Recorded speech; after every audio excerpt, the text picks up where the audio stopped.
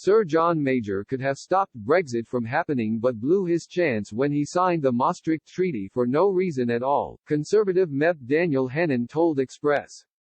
Tony Blair and Sir John Major have urged MPs to reject the shameful attempt to override parts of the Brexit withdrawal agreement.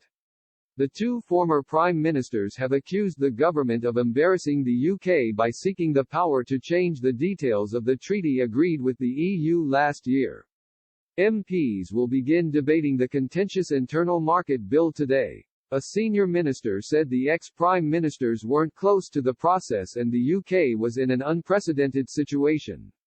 Writing in the Sunday Times, Sir John joined Mr. Blair in saying the government's actions were irresponsible, wrong in principle and dangerous in practice.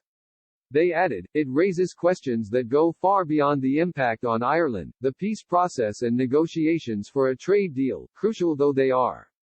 It questions the very integrity of our nation. It is not the first time the two former leaders put their party allegiances aside to condemn Brexit and tried to stop Britain's withdrawal from the bloc.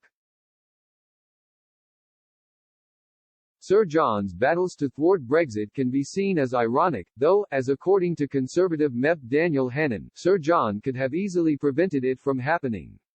As soon as he became Prime Minister in 1991, Sir John felt the relationship between Britain and the EEC, the precursor to the EU, had to change. During a speech in Brussels, the Bristol-born politician expressed his desire to place Britain at the heart of Europe with the Maastricht Treaty. The treaty is the international agreement that saw what was then the EEC evolve into the EU with initially only 12 member states. It laid down the groundwork for economic and monetary union with a single currency at its heart and new rules on inflation, debt and interest rate regulations. The treaty, though, which greatly increased the powers of the European Commission, was widely unpopular according to opinion polls, and it is what arguably split the Conservative Party on the European issue for decades. Sir John decided to ignore this and signed it in 1992.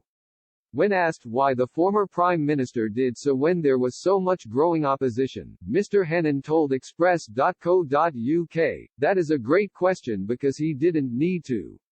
His argument was that it was the minimum necessary to keep our foot in the door. But then when the Danish people voted against it, that should have been him off the hook. If he had taken that opportunity to repudiate the Maastricht Treaty or if he had granted a referendum on it, Britain I suspect would have ended up with some kind of associate status.